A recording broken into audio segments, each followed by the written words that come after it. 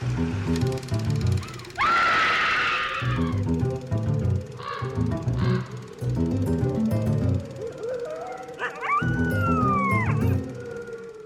and welcome to Scream Scene, the horror movie podcast where we watch every horror movie ever made in chronological order and then we rank them from best to worst.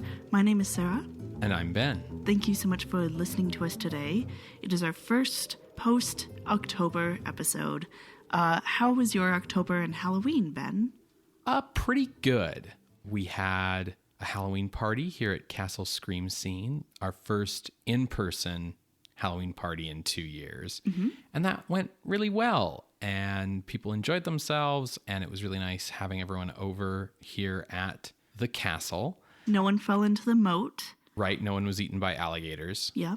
So, yeah, I'm pretty happy with it. I'm kind of tired after October. But, you know, the work never ends.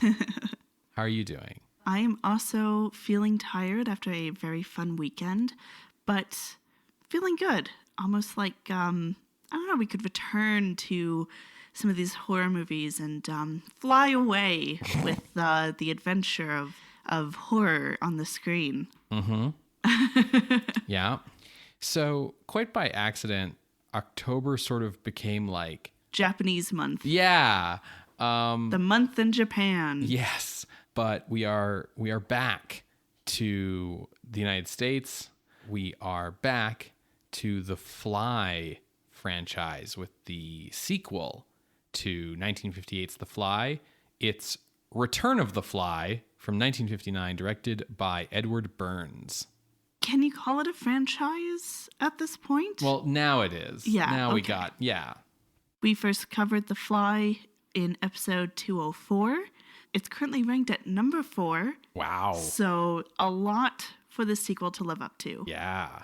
As we explain in that episode, it's not even an original story then. It was adapting a short story from 1957 by George Langelaan and was published in Playboy, which is my fun fact for the day. As far as I could tell, the 58 film adapted it fairly closely. They did take some liberties because it's a visual medium, but the 1958 film is set in Montreal in Quebec, Canada. We see that Andre Delambre has been killed in a hydraulic press by his wife Helene. She confesses, but she won't give a motive. Now, Francois, he is Andre's brother. He is here to try to help Helene, go through the shock and try to figure out, what's going on.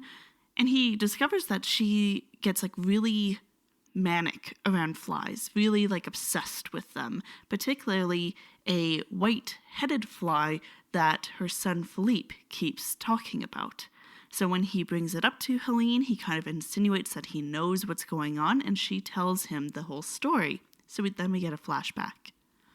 We see that Andre is working on a disintegrator integrator, aka a transporter, and so far he's sent inanimate objects through, sometimes not quite successfully, they come through but they're reversed or something like that. And so he starts sending through live subjects like a guinea pig.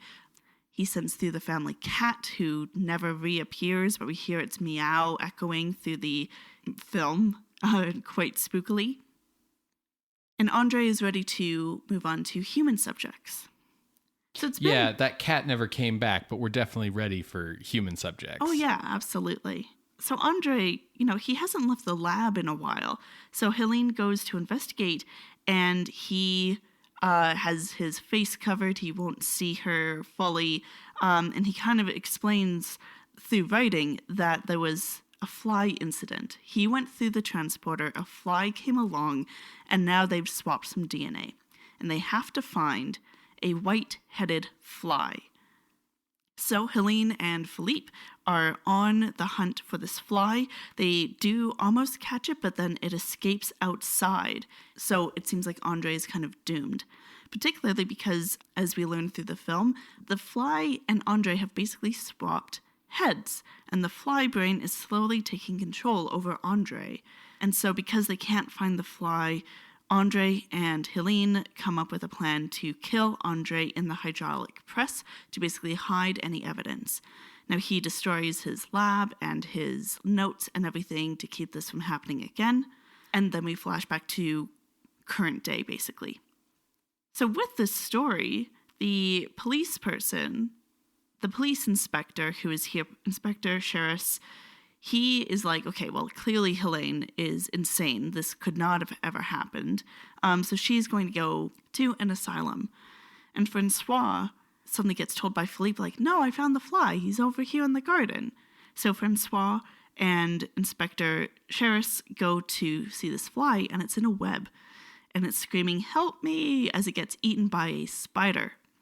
Now, it has like a human head and kind of upper torso. It's quite gruesome. And so Sheriff crushes both the fly and the spider with a rock, and they agree to declare Andre's death a suicide. Now, after watching this movie, we loved the fact that it's in full color. We loved the makeup and the acting from the actor who played Andre as he slowly devolved into more fly behavior. The special effects were really good. We really appreciated the desperation with Helene working through this dark, grisly situation. And, of course, the ending of help me really kind of, at least for myself, speaking personally, like shook me to my core. Like I didn't expect it to because I had seen all these parodies about it, but it really fucked me up. However, I remember us both feeling like the film pulled its punches by the end, because after they are like, okay, well, we'll say Andre committed suicide, we get a whole other scene where Francois and Philippe and Helene are playing croquet. Francois is here to take Philippe to the zoo, and everything will be fine now. Philippe does go like, well, what's going to happen to Dad now? Or like, what was Dad even doing?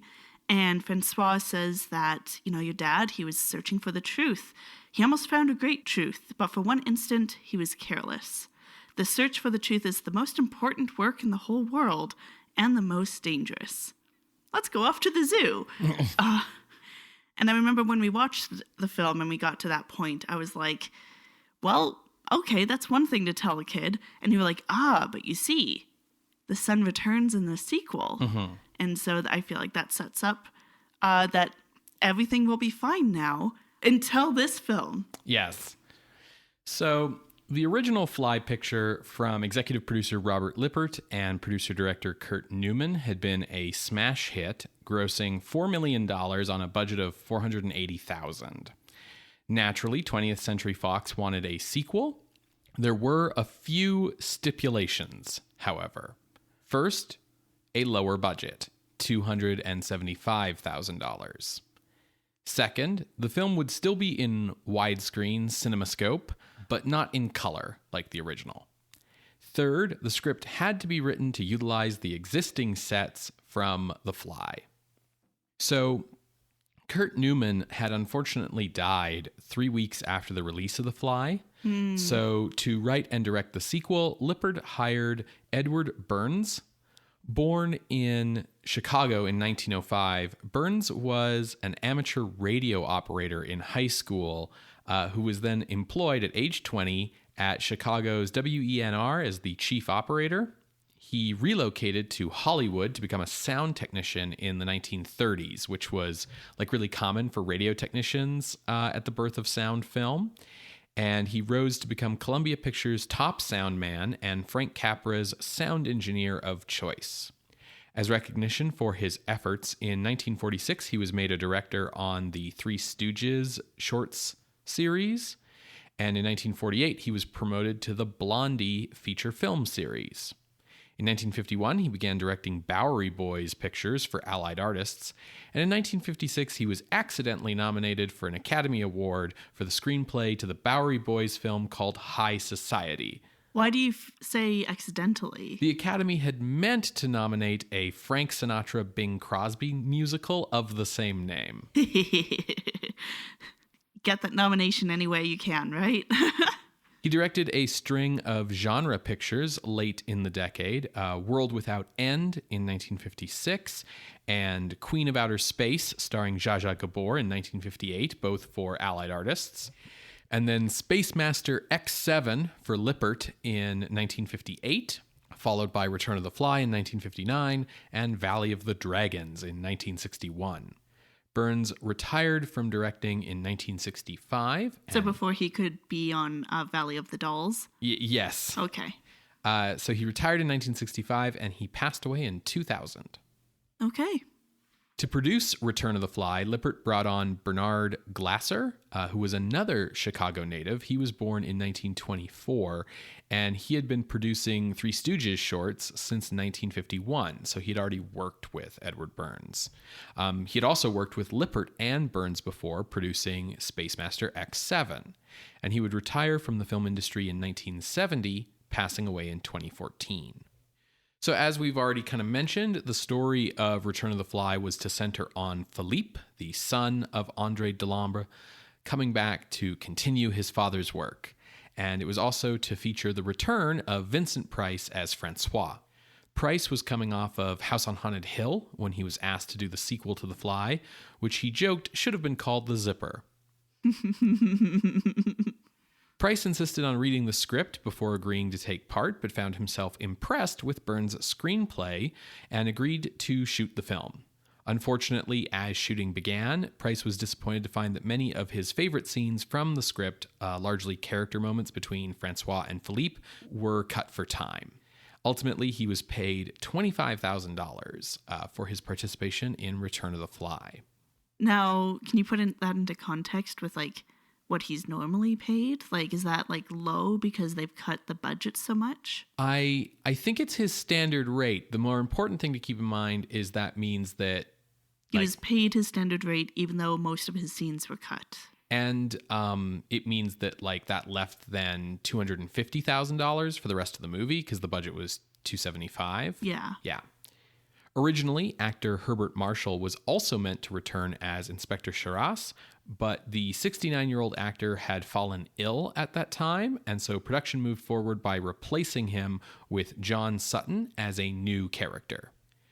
In the original film, Philippe had been played by 10-year-old Charles Herbert, but as this movie was made only a year later, the adult Philippe of the sequel is played by 26-year-old Brett Halsey, which I guess means this movie is set in 1974? Oh my gosh.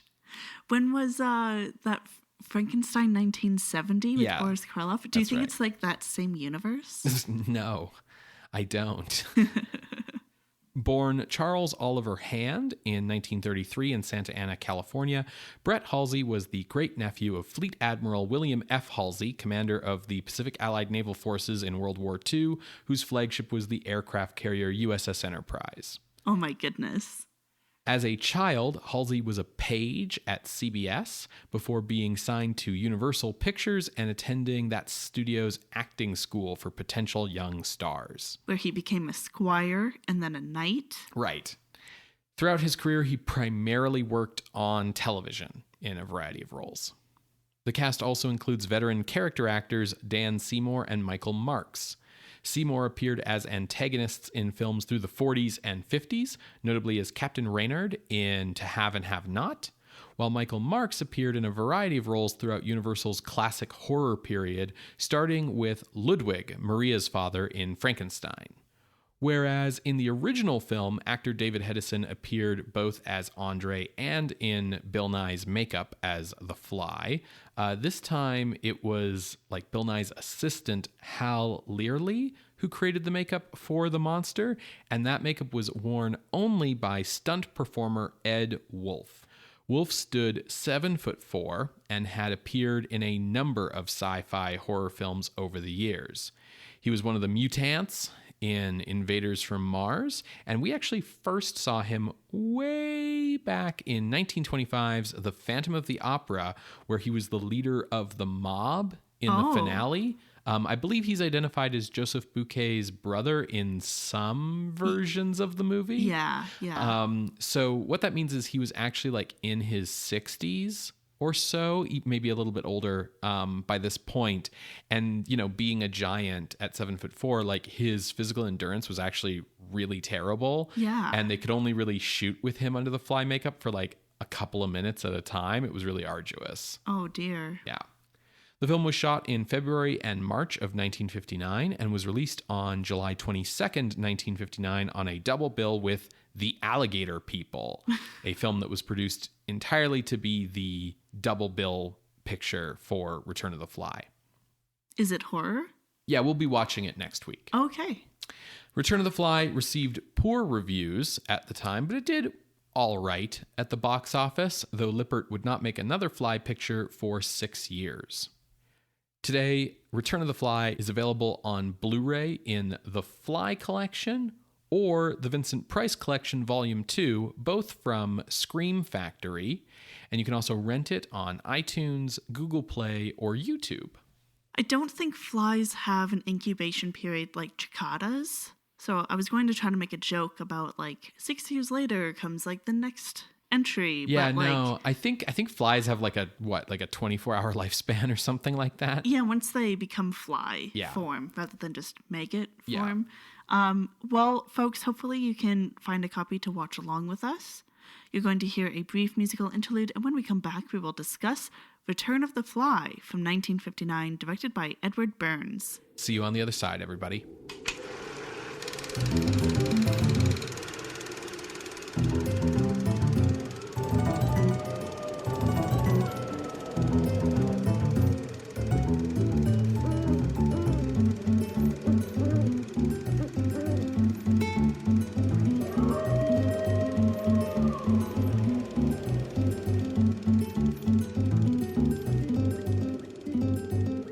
Welcome back, everybody. We just finished watching Return of the Fly from 1959, directed by Edward Bernds. Sarah, what did you think of this sequel? It was better than I was expecting. To be honest, after hearing kind of what it was about, following the son and the son being like, oh, my dad, let's find the notes of Dr. Delambre. Yeah. I was expecting it to kind of riff off of the many Frankenstein sequels that we have seen. But they managed to not fall fully into that trap. Yeah. That fly trap.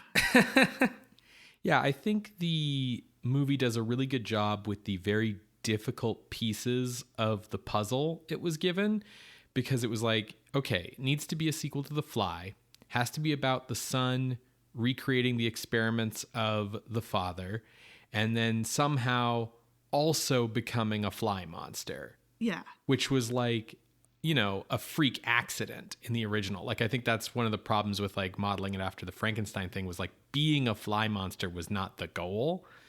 So how do you replicate that freak accident without it seeming really stretching? Heavy-handed. Yeah. So yeah, I think they did a fairly good job. Do you feel that same way? Do you think they did all right? Yeah. Why don't you tell our listeners a bit more about how they navigated that minefield? When we open, Helene, Philippe's mom, has passed away. It's 20 years later. Yeah, it's the 70s. It's the 70s. But also still definitely the 50s. And reporters are still hounding Philippe and his uncle Francois about Philippe's father's mysterious death. Now, Philippe is a grown man, and he asks Francois, hey, will I get answers, please? All I know is that dad died and mom was accused, but eventually released.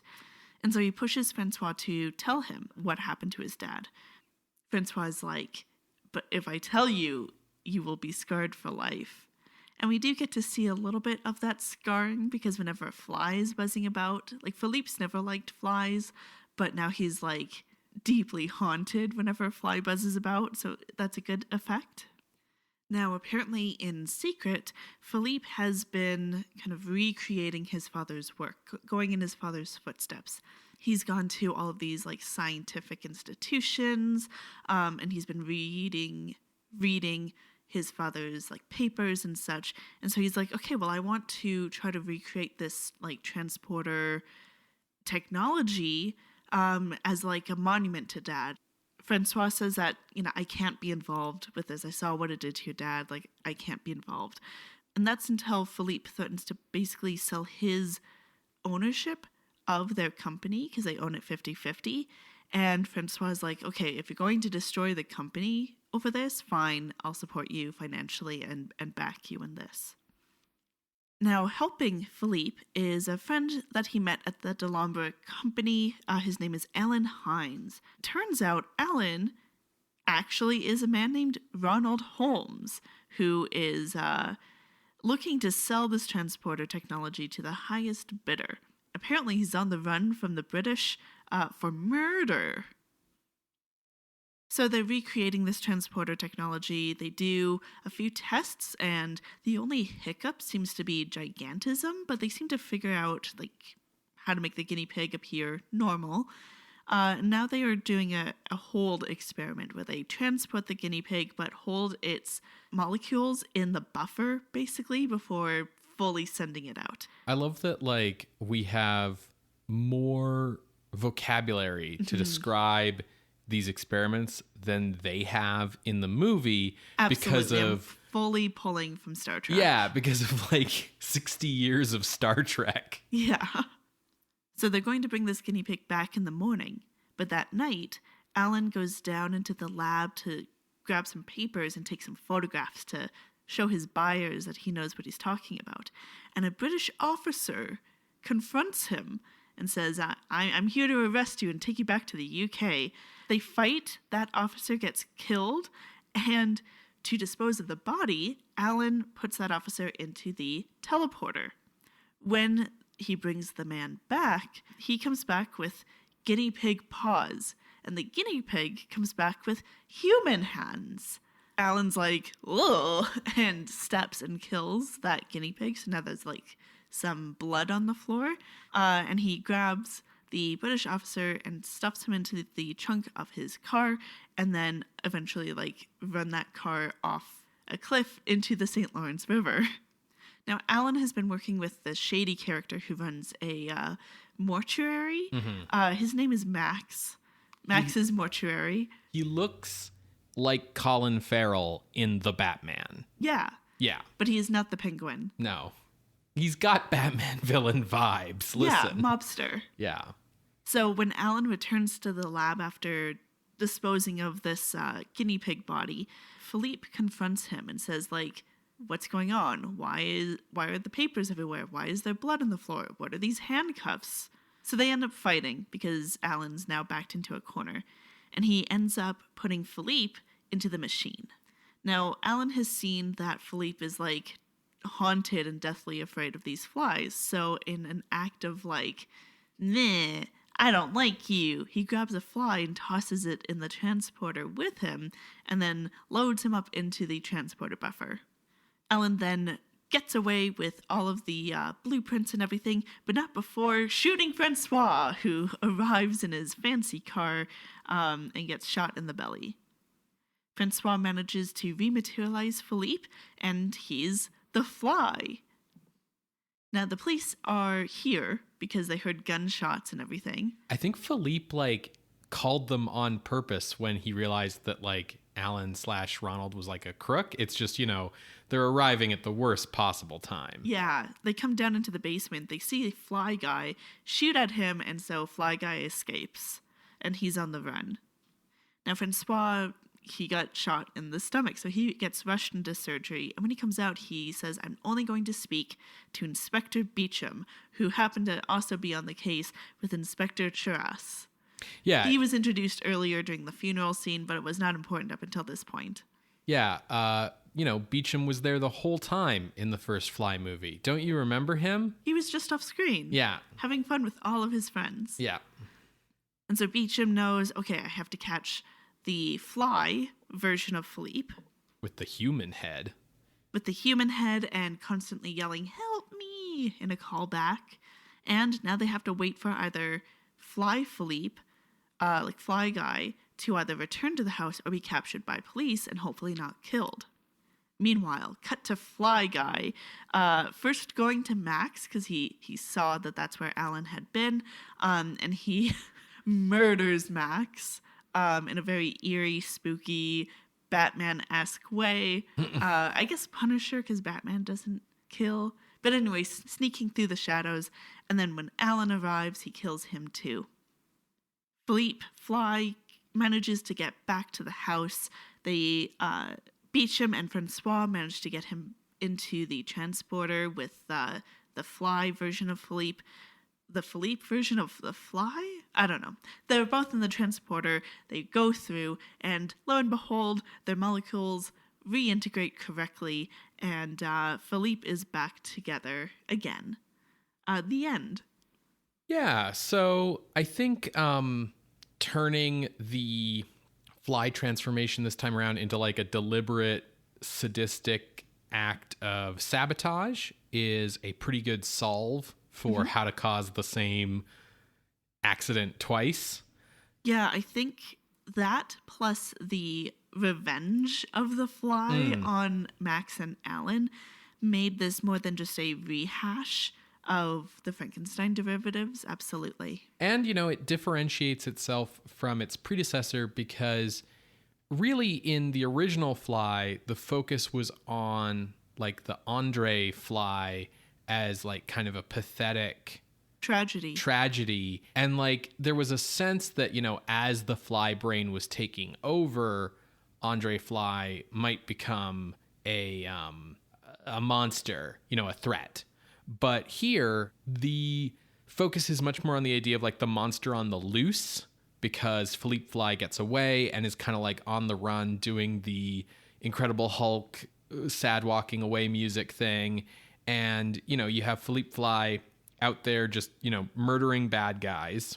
They do, Francois has this great line that's like, but if he comes back, will he just be like operating off of the murderous brain of a fly?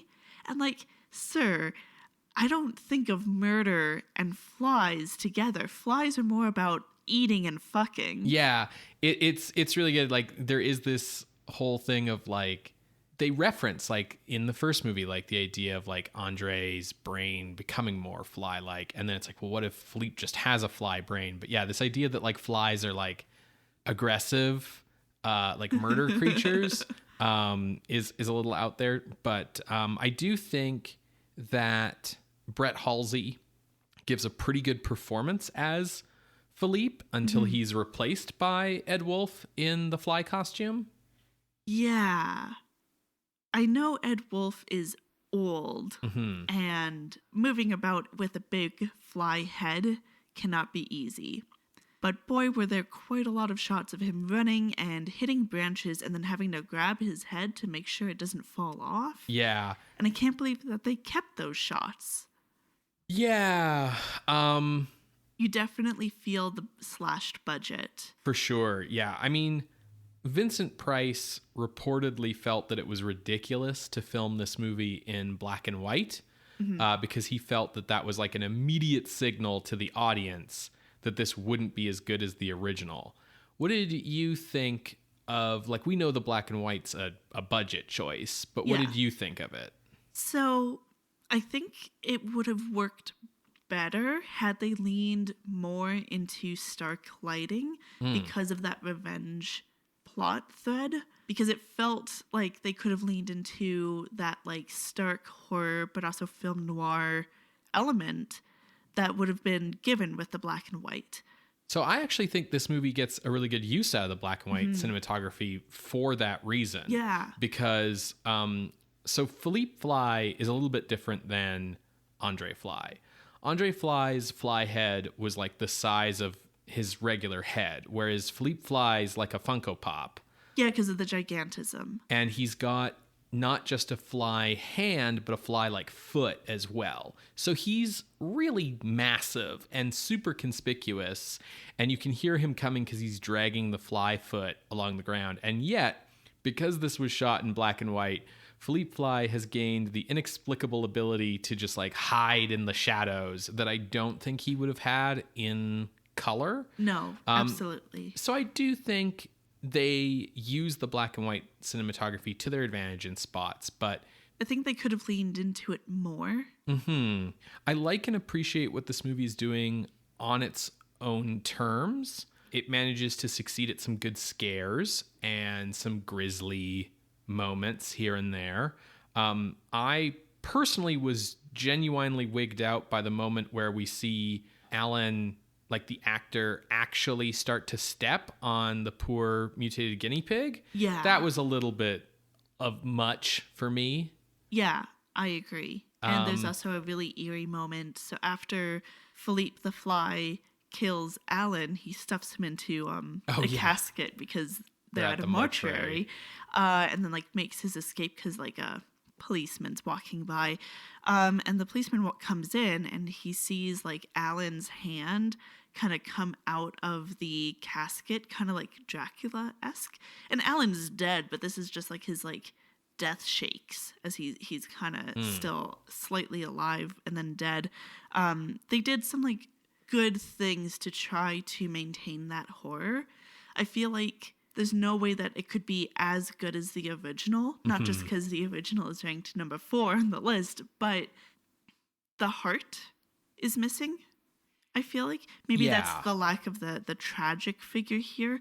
They've replaced the heart with the revenge kind of monster movie genre, and I think it works, and I think that they did a fairly good job, and it's definitely still a horror movie, but it doesn't feel like it struck me as like emotionally, I guess, as the first one. Yeah, agreed. It's kind of this difficult tightrope that sequels have to walk where you need to be similar enough to the original that you're essentially fulfilling on the promise of what sequels are for, which is basically, hey, you liked thing A, you'll like thing B too, right? So you need to be similar to the original, but you can't be too similar to the original. Otherwise, you're just like a remake and people will look at you and be like, what was the point of this? So you need to differentiate yourself a bit, but if you differentiate yourself too much, you might lose what it was people liked about the original. And I think that's like a difficulty here where they couldn't do just the same story again, but because of that, you lose what made that story special. I think there's also a lot of other numerous little flaws that weigh the movie down for me. Numerous flies. The pacing really struck out as like why are we sticking with Max for so long when he's just like wandering around his mortuary before he's even being stalked or anything? Yeah, I kept thinking a subplot was going to develop with him and it never did. Yeah, and the fact that like I knew from the context setting that they kept that but not character moments between Francois and Philippe, I was just like, oh man, you could have had that heart a little bit more. Yeah. There's, of course, the continued misunderstanding by Americans of how bilingualism in Canada works. Yes. Montreal here. So in the 1950s, Montreal was like the economic capital of Canada. It had a English minority that kind of controlled the business district and then like a French majority. But in this movie, bilingualism works on class divide and also like Han Solo and Chewbacca, where like the rich people who we're following in the story all speak English and their servants all speak French, and they just speak their own languages to each other, which is definitely not how that works. However, I think for most people watching this movie, the glaring flaw they're going to notice is how much worse the monster makeup is. They did an all right job. You know, I think they did okay. It has like a little like pulsating thing. But the fact that it's like having to be large means you're going to notice flaws more because the flaws are larger. See, the thing is like, I don't know if the head is larger because the script says so, or if they added the thing about the gigantism because they made the head large. The Andre fly in the original movie is kind of, in my opinion, like a masterpiece of late 50s special effects makeup. And, you know, it's got all these amazing moving parts and things. You mentioned that, like, this one has a bit of a pulsing mouth thing, but, like... That's it. It really doesn't move that often in shots. Like, the head doesn't have the dynamism. And because it's so big, the other thing, too, is that Ed Wolf can't, like, do the sort of twitchy fly-like movements that David Hedison did in the original Fly with the fly head on.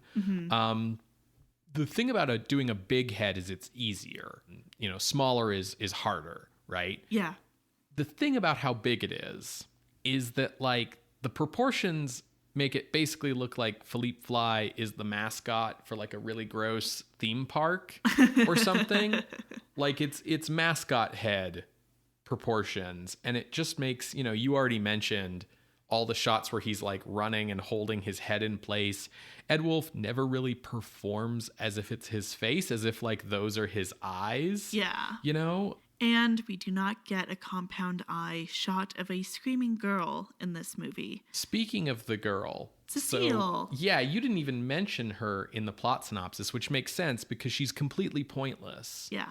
So Cecile is our requisite token young woman. She basically exists just to have a young woman in the movie. Yeah, she and Philippe are engaged. They've been friends since they were kids. Are they engaged? Yeah. Okay, I don't remember that coming up. I just so she's the Delambre housekeeper's daughter. Yeah.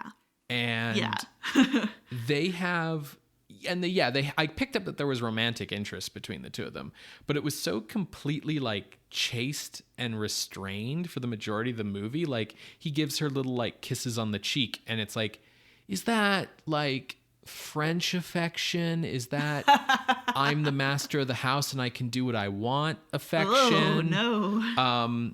And she kind of likes him, but the romantic interest with Philippe is woefully underdeveloped. It's really barely here in the movie.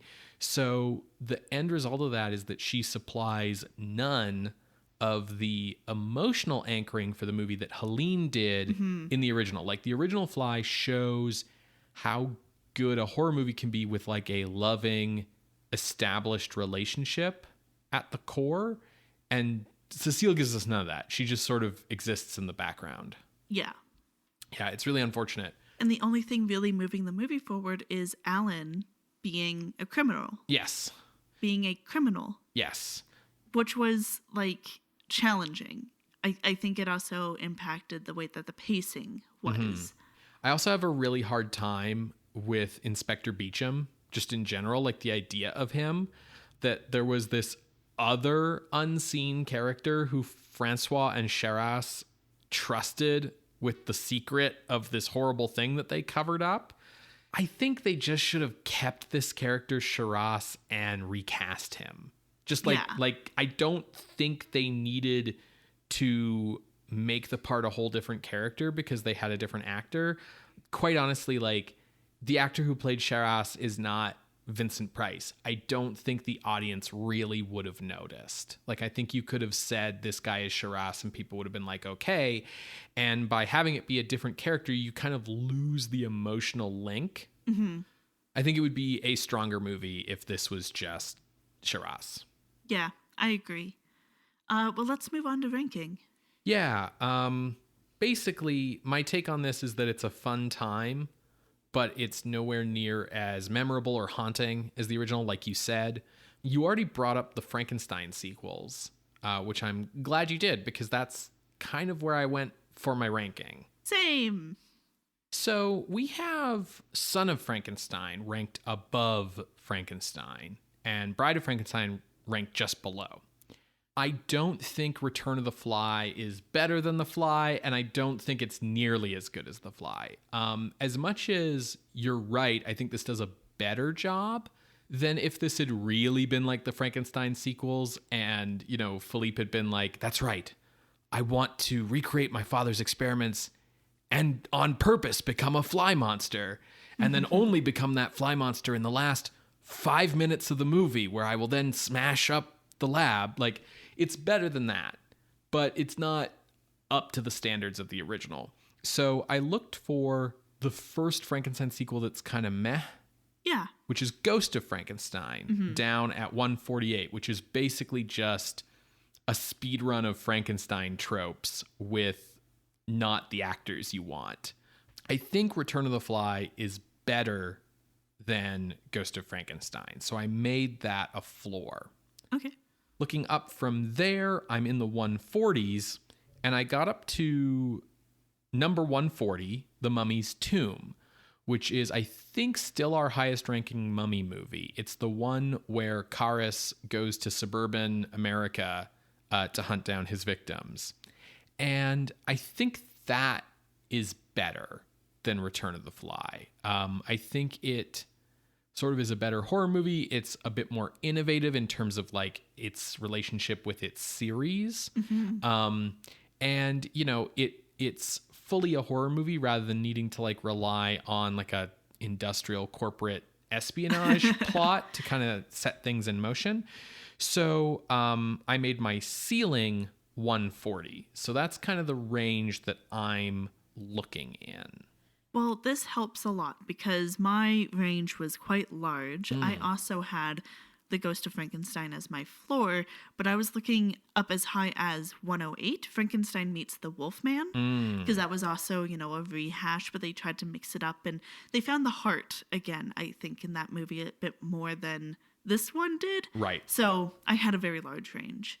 Yeah, I think that a lot of the movies above 140 are better than Return of the Fly for various reasons. Yeah, you have Dr. X, you have Phantom of the Rue Morgue, Murders in the Rue Morgue, My World Dies Screaming. Like, you have a lot of really good movies above that. So I think looking within 140 to 148, the thing that kind of comes out here is The Haunted Strangler, which is really interesting to think about because that's like a remake of Fairman Maria. No, it's not. Oh. The Haunted Strangler is the Jekyll Hyde riff where Boris Karloff was the murderer the whole time. Oh, yeah. And like he was going to write a novel about this old school murderer who then starts committing crimes again. And it turns out he was the murderer. So I think that movie is probably better than Return of the Fly because that has a lot of like you see torture happening. It's staged, obviously, but also the idea of like, it was me the whole time can really, really get you. But then you have Invaders from Mars. I think this is better than Invaders from Mars, right? Yes. Like just easily? Easily. Okay.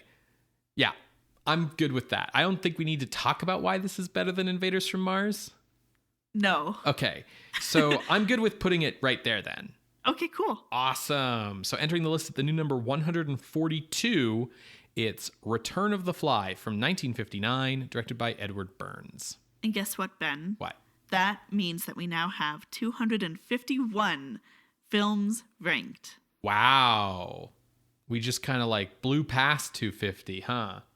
It was that Ghost Cat marathon, wasn't it? It was that Ghost Cat marathon, yeah, absolutely. Okay. Mm-hmm. If you would like to know more about that Ghost Cat marathon, you should check out our Patreon at patreon.com/Scream Scene Podcast, where you can find out where 3 Japanese Ghost Cat movies did or did not rank on the list. If you would like to see the ranked list, you can head to our website, screamscenepodcast.com. There you can find links to the many episodes that we have mentioned today, as well as our appeals box. If you would like to contest this or any other ranking, you can drop us a line through our Ask box on Tumblr. You can reach out over email at screamscenepodcast@gmail.com or over Twitter @_screamscene.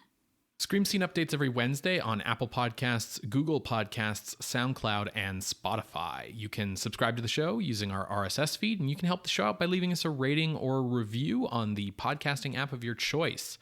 Telling a friend about the show is a great way to help us grow our audience. Share the show on social media if you like, or in person or over emails.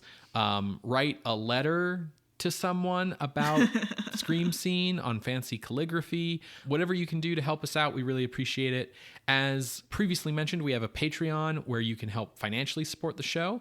You can sign up for as little as $1 a month to help support us and everything we do. But if you sign up at the higher dollar values, you'll get access to a bunch of bonus content, including all of the bonus content we did for October, which was like the Ghost Cat Marathon episode. Sarah did a dramatic reading of a horror short story. It's very good. So if you want to check out all that stuff and take part in our monthly horror-adjacent bonus episode polls, you can do so at patreon.com/screamscenepodcast. So, we kind of teased it already, but what are we watching next week? Next week, we are watching the film that was shot solely to be a B picture to this movie. It stars Lon Chaney Jr. Oh, no. It's The Alligator People. Okay. Well, see you later, alligator. In a while, crocodile. Bye. Bye.